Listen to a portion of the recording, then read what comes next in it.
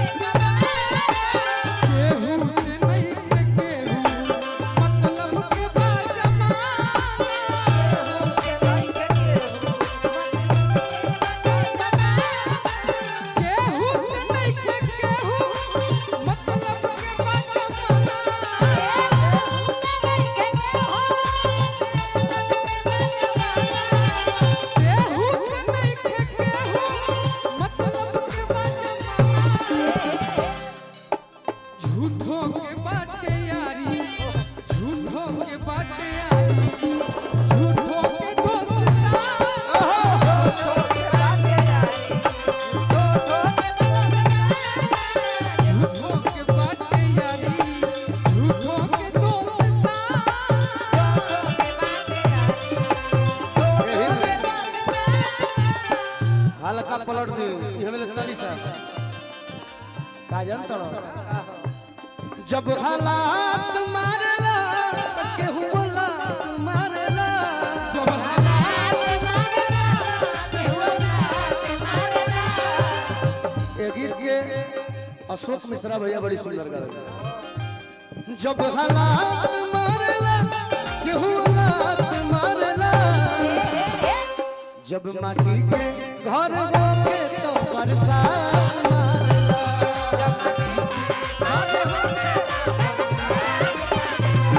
जब माटी के घर होके तो बरसात मारेला,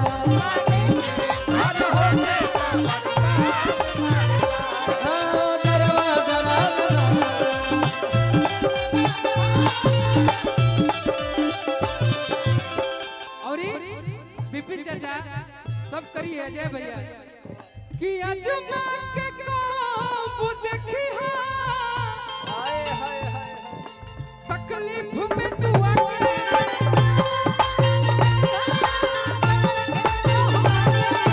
अजमा के को देखी तकलीफ में तू आके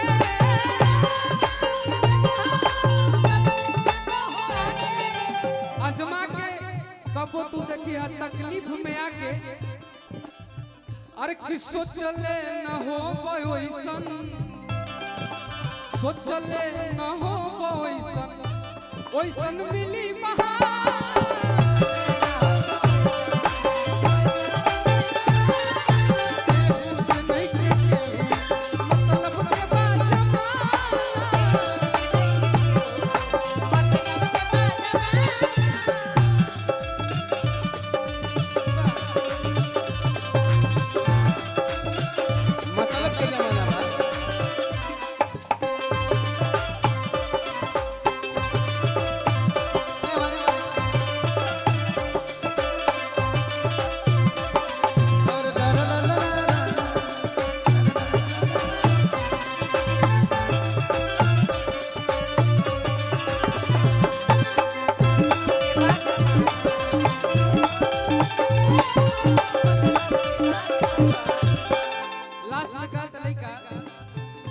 सब करिए,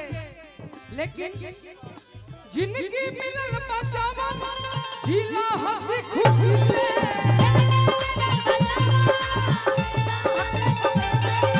जिंदगी मिलल बचावा जिला हंसी खुशी से,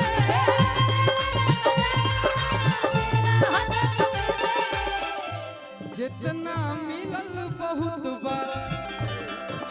जितना मिलल बहुत बार का खोजेला खजाना,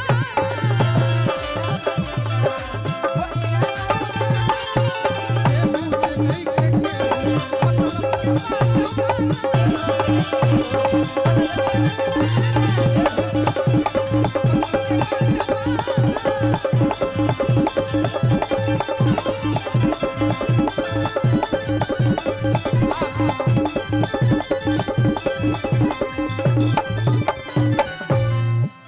सी कर लो बाबू बैठिए